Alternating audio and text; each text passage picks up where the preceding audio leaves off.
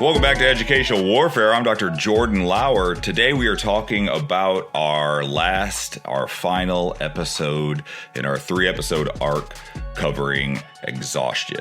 Episode 3 was Exhaustion, the War Within. This is our Mailbag episode. Welcome in, everybody.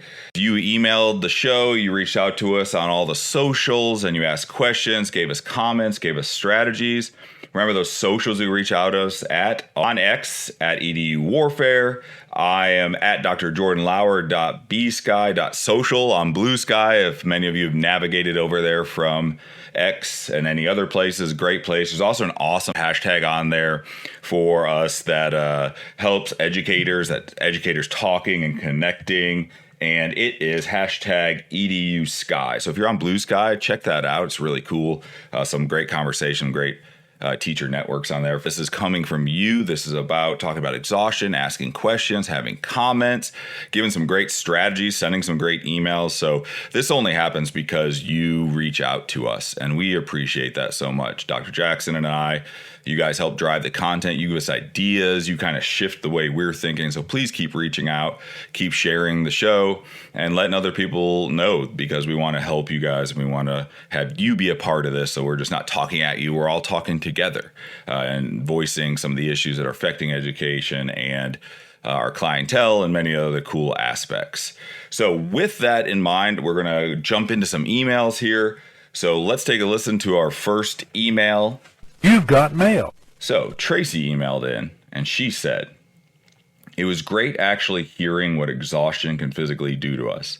I have felt and experienced some of those issues, but I have always attributed them to aging, or even put the blame on myself with poor diet and lack of exercise. Having them explained and shared, knowing that others feel it, felt like a weight lifting off my shoulders. I love your show and all the information you share. Please keep going. Teachers need many of these issues out in the open." Tracy, thank you so much for that amazing email. It means so much to Dr. Jackson and I that we can make any teacher feel even 1% better. That is awesome. If it's any more than that, we're just blessed to be able to do that and help or make them more confident in themselves. That's why we do the show. So thank you so much for emailing, Tracy. Thank you so much for listening and be a part of this. To recap what Tracy's talking about, in our last episode, Exhaustion, the War Within, we covered what exhaustion can physically do to you. And some of those things that it did, that it can do, that it can affect us by, and some of the warning signs even of exhaustion, which can lead to teacher burnout. We talked about change in appetite, weight loss or weight gain, anxiety, depression, fatigue, sleep disorders, irregular hair loss, lack of job satisfaction, and inability to enjoy downtime. Dr. Jackson talked a lot about not enjoy having free time and being with your family. And we really went into that. Lack of job satisfaction, we talked about that. And fatigue, all of us feel that, anxiety, depression. But one issue I wanted to kind of get into that I think's part of this that can cause exhaustion, cause some of these physical things. And it's just a part of the job, but it's almost accepted and now a joke in the field. But it does cause some physical issues, is teacher bladder. Teachers, as soon as I said that, you all went, "Yep, I guarantee it," right? We all know what I'm talking about. We literally oftentimes have to hold going to the bathroom. One of the only professions that does that. I mean, it is not just called teacher bladder actually in the teaching profession. That's what it's nicknamed in the medical profession. And there's not many other professions, I don't know one, honestly, that would have a medical term named after just a profession, because it's such a factor, because we have to hold it. There's not enough time. We have kids coming in, you have to go to the bathroom. On this topic, our old friend and rock star listener and emailer, Andrea, she's awesome. She emails so many great things and questions all the time. She said in a great article just about this topic from NEA Today entitled, "Teachers Need a Bathroom Break." In that, it even says, unlike other groups of professionals, teachers frequently deprive themselves of drinking water because they have no bathroom access for hours on end. And 63% of Orange County, Florida teachers, where the survey was taken, said that they avoided drinking water. Just last episode, Ryan and I were talking about how important water is. This is saying that teachers don't drink it because they don't have time to go to the bathroom.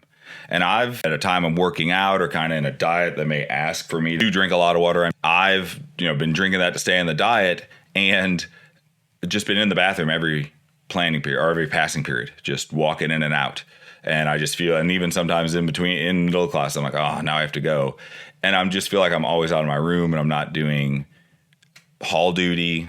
Kids are waiting for me, being like, hey, I have a question, Dr. Lauer.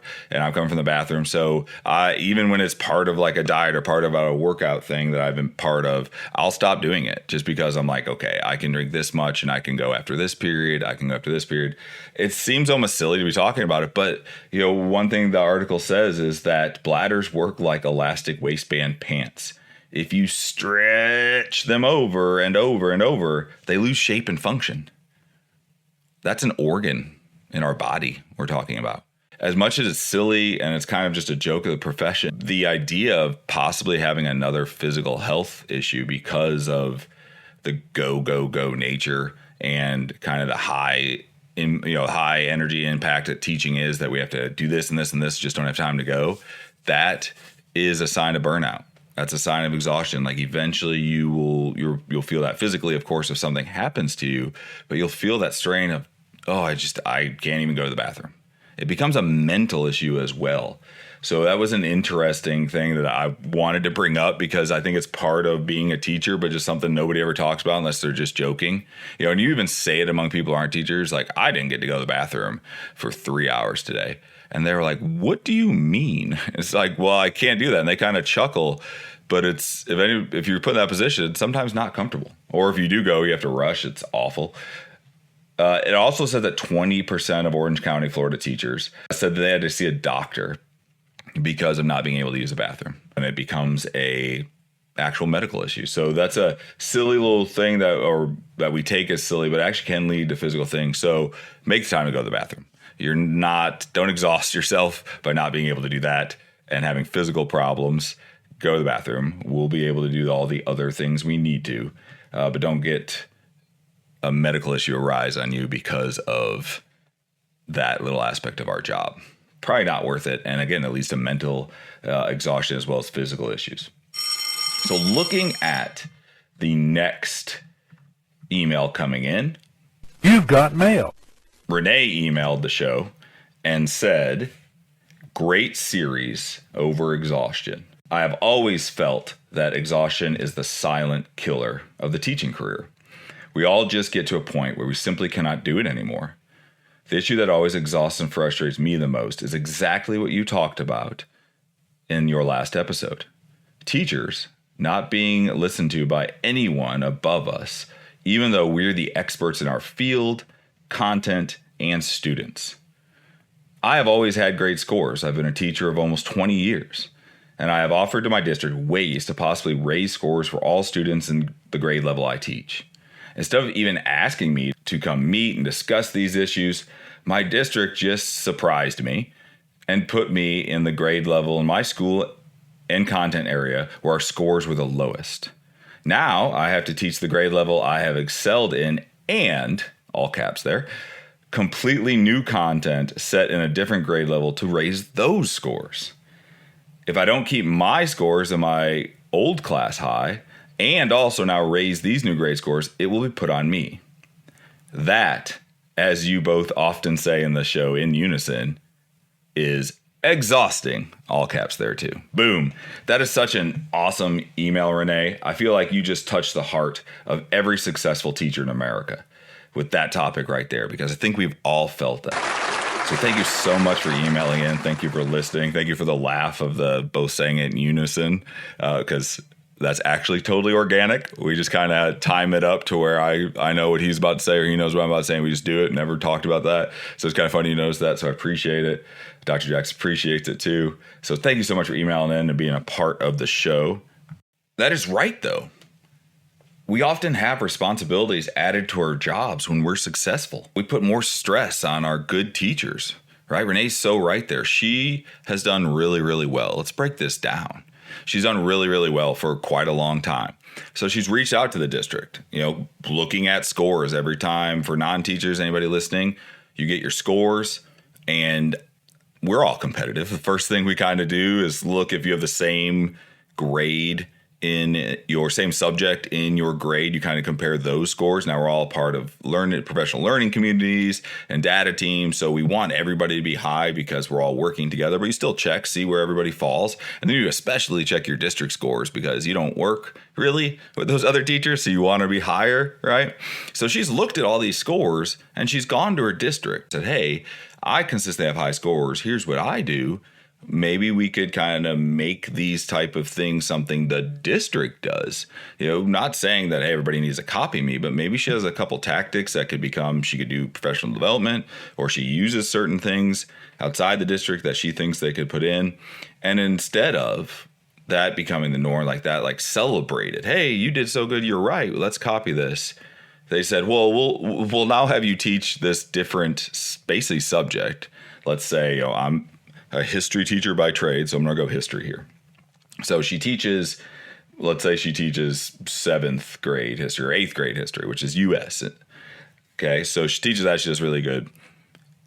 Goes to district, says these things. So now they're like, well, your 6th grade scores aren't really the best, so we're going to have you teach that too. Not the strategies she's done, and I'm sure she's been sharing those in the school, because she's asking to go to the district, so I'm sure she tried those in the school. But not really just, hey, we're going to have them do these things. It's you teach it. So now she has to learn a new content, because 6th grade history is very different from 8th grade history. And she has to learn new content that she probably hasn't taught much before. So she's now learning. And she is tasked with keeping her scores high and going up as well. And now raising the 6th grade scores, which could compromise her scores, because now she's half of her time. She's going to be making all new content. She's going to be thinking about that class with that pressure of raising those scores. So it's almost like if you think you're this good, we'll see how you do in this grade that you've never taught before.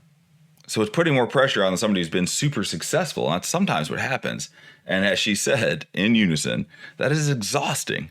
You want to be rewarded. I mean, any other profession, that would be a promotion.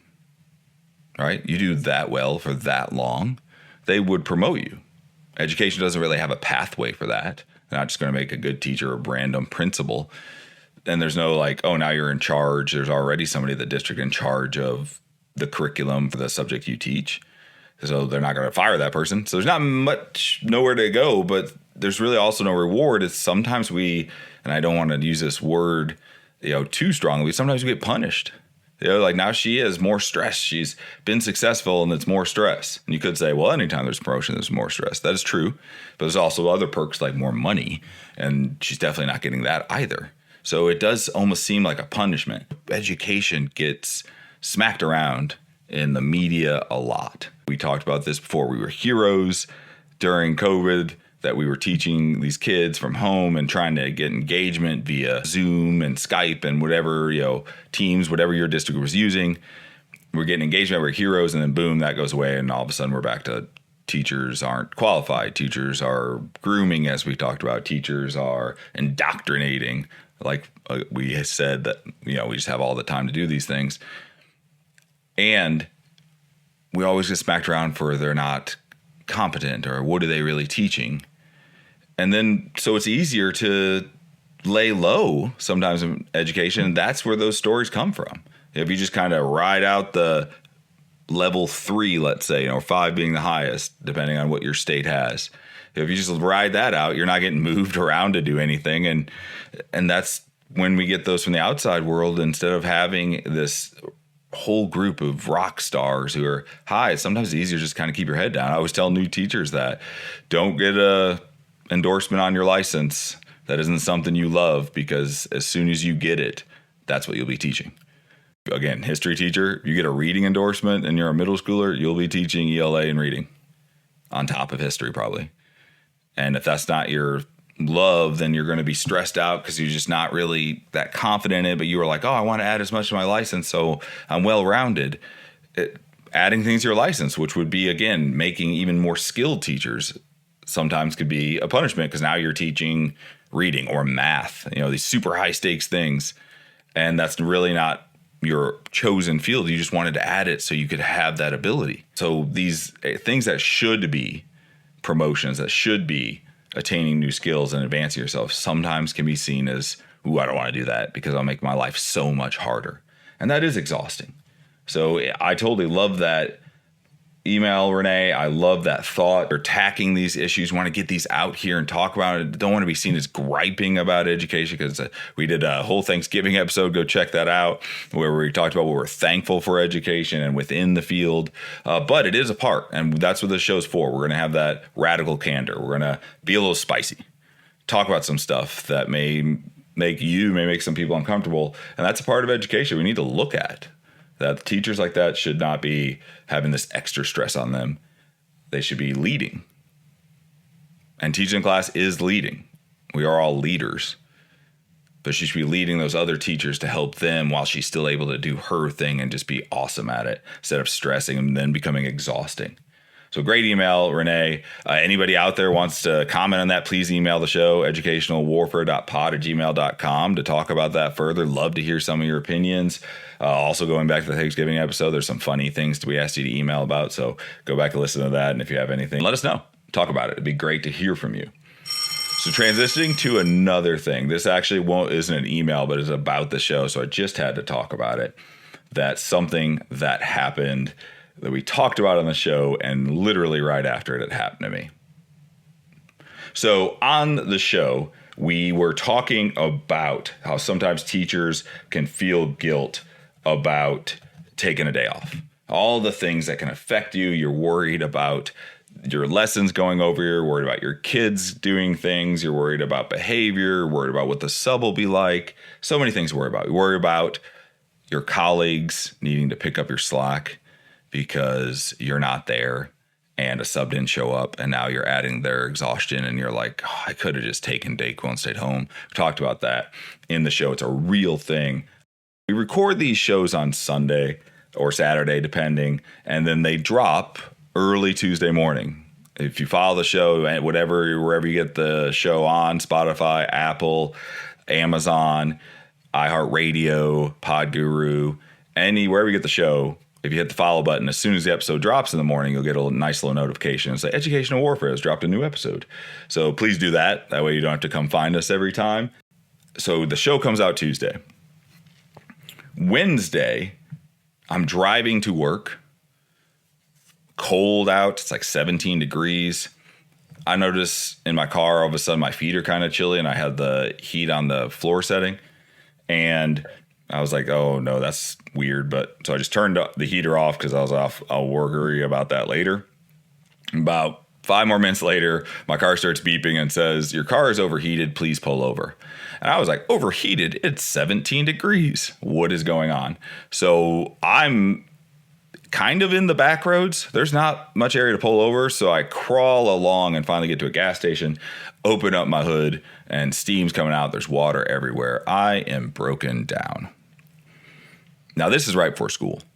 Like, I am on my way to school. So I usually get to school with about 25 minutes before students start coming up, when they're released from wherever. So I got like a 25-minute window here before I'm late. So I try to do everything I can. I run in the gas station. I need to see if they have any coolant, get all that stuff, pour it in. I'm like, yeah, I'm feeling good about myself. I'm like, I just probably fixed this problem. So then I just kind of, for some reason, bend over to look under the car just in case. And I noticed everything I put in was pouring out. Not good. So at that moment, I'm like, okay, this is not going to work. I'm not going to make the extra 20 miles to work right now anyway. I can't crawl there like this. So I immediately call my principal, tell her what's going on. She says she'll get things covered, take care of it. All these things we're talking about, right? Taking a day, all of a sudden it's a sudden day. Now I have to scramble to do these things that I thought I'd be able to do. So I call my principal, I email my neighbor, and I'm like, hey man, could you please make sure this happens? I make sure anything, luckily what I was doing, we talked about this to limit exhaustion. My assignments were digital. What they were doing today was digital. So all I had to do is make sure they were published where I could see them. That kind of takes away some of the exhaustion. We talked about that, using those systems. I'm very happy I did that day. Sitting in the car, no heat on, freezing, trying to type and do this after being outside. So my hands hurt. So I'm like typing. I'm sure there are 100 spelling errors in that email. Send it along. Everything's taken care of. Get the car to a shop. So I have no car, but my wife comes and gets me. So she had to get coverage from her classes. Came and got me. We were able to talk to our in-laws, and they were saying, you can borrow a car. All this stuff happening, right? I should have probably just taken that car and went back to the shop, see anything, or went home. I had grease all over. It was already a couple hours into the day. I was so worried about my colleagues. That was a stressful day. I wasn't exactly in, super chipper. I was under a car in 17 degrees with hot radiator, whatever, pouring near me and on me. And, then I'm dirty. And then I had to drive. I was able to get the car cool enough to drive the 2 miles that I found that there was a garage to work on it. And with my wife following me, but the whole time I was so worried that the engine would just blow up and fire start shooting out. It was a stressful morning. But I was worried about my colleagues. I got my in-laws' car and I drove to work. I had to get myself in the right headspace, had to calm down on that drive. But I'm there because I worry. We talked about this. We do this because we care. It's a profession of the soul. And I didn't want my kids to not have anybody in there. I didn't want my colleagues to get an email. So Dr. Lauer's suddenly out today, so could you go cover his third? And we all had that happen to us. And doesn't always seem to happen on the day where you have a lot of things doing your planning. You're like, okay, today am I planning? I know what I'm going to do the next 2 days. I'm going to get those copies knocked out. I'm going to have this made. I'm going to grade those papers so then I can, it's a day where you, like, in your head 2 days ago, you knew on this day. Isn't that always the day we get that email? Hey, you got to go do this. Like, no, but I had to do the copies, So I didn't want anybody feeling that. So I went in. Okay. And that's exactly what we're talking about. Don't want to sound whiny or like, oh, it's stressful, so I can't do this. But I mean, that's what we talk about with a mental health day. That's what we talk about. We're just needing a day where, like, that is bad. Because, there's also the stress of getting into the garage and getting all those things I talked about. But we all make a teacher salary. So in my head, I was also thinking about, what am I going to have to pay for this right before Christmas? Right? So should have been a mental health day, but I wanted to be there. I was not mad about being there. Love my students, love being there, but I was worried about my colleagues, and that's exactly what we were talking about. That's an exhaustion. So I was stressed on 2 different levels, and it was just such a rough type of day. And I thought it was interesting how we just talked about this, and I experienced it. I want to share that with you. That's a real live story of what we're talking about that teachers go through all the time. They wake up sick, just can't breathe out of their nose, eyes puffy, coughing, and they do the calculus of, I didn't have copies made, or I didn't expect not to be here, so I need to make copies made because I was going to do something with them, but obviously the sub can't do that. And so should I run in real quick, which is a crazy thing our profession has to do. We talked about that in the episode, that we could be sick and exhausted, but then we still have to go to work to make copies sometimes and then come home.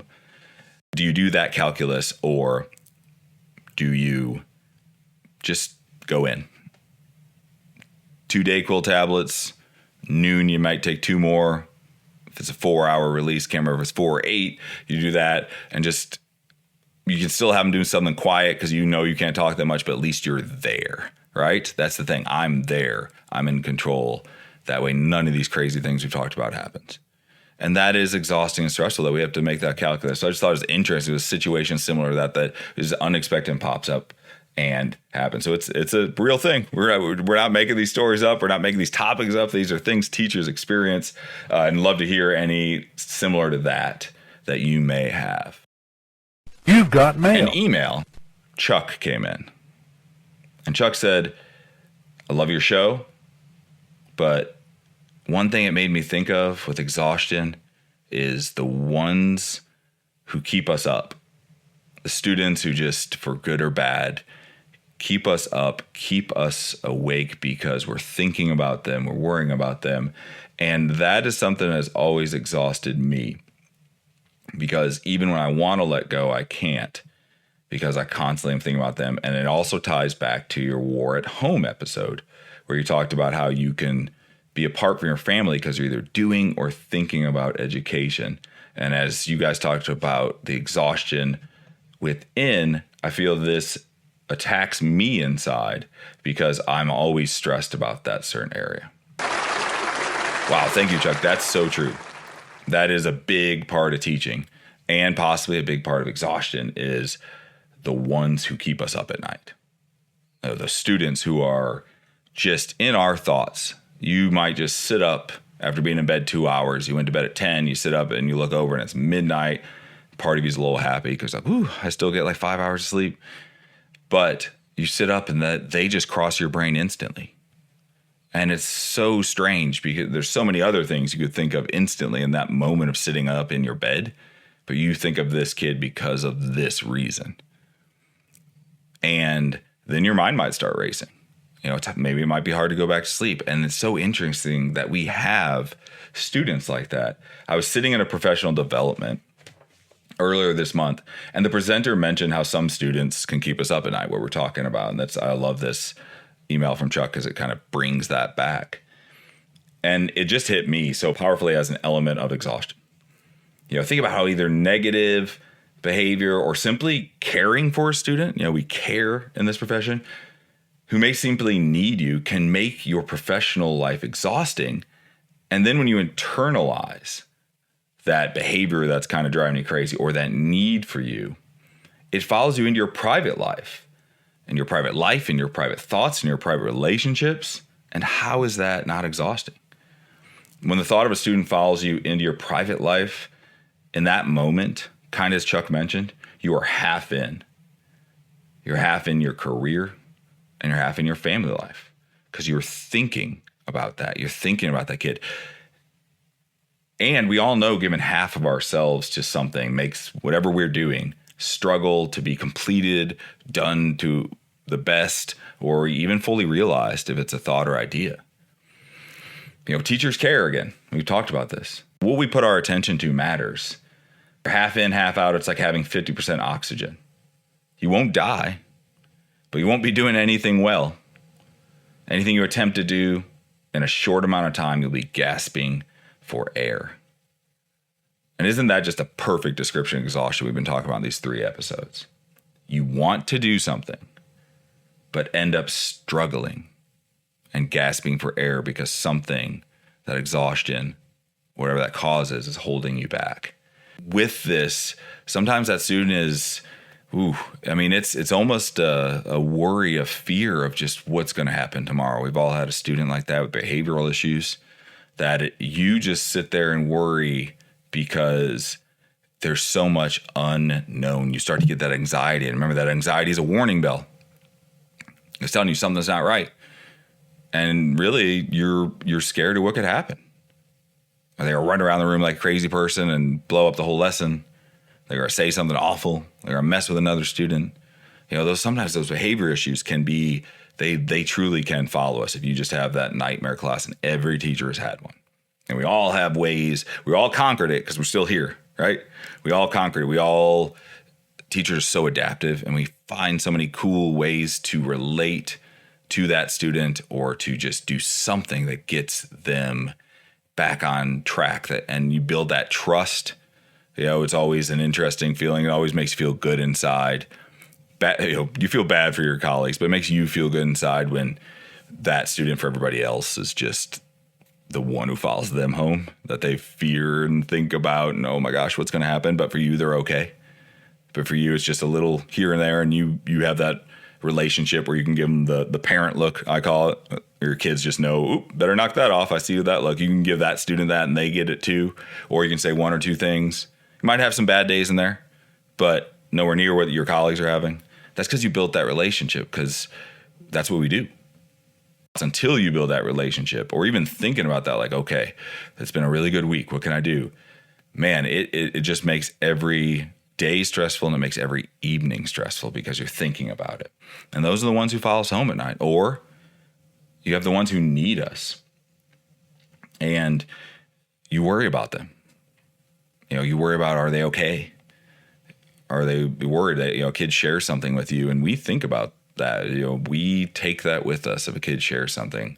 with us. That's why teachers are so hurt when parents sometimes say, or outside forces sometimes say, we don't care about their kid, or that becomes these teachers don't care about kids as like a national media type thing. It hurts us because that is furthest from the truth. My wife had a student who was a constant problem in class, and it seemed that all of her thoughts, I'm observing this as a fellow teacher, and she's telling me about this, but I'm noticing as she's just kind of sitting and working and even talking to me, all of her thoughts, even conversations, led to that student. They just took up so much of her mental time. She'd be talking about something at work, and all of a sudden it'd veer back to that class and that student. And what could happen the next day? And like I said, she's also had, and she's gone through this too, she's had students who simply needed her. She was always thinking about them. She found some old student notes cleaning out kind of our closet, and had a box. And in one of their typing classes at her school, they had the students type a letter to practice to a teacher in the school that they were really thankful for and appreciative of. And she got a bunch because my wife is a rock star. She was just flipping through and reading them. And just to see her face and to hear her talk about it, that, they thanked her and that they said she had done so much for them.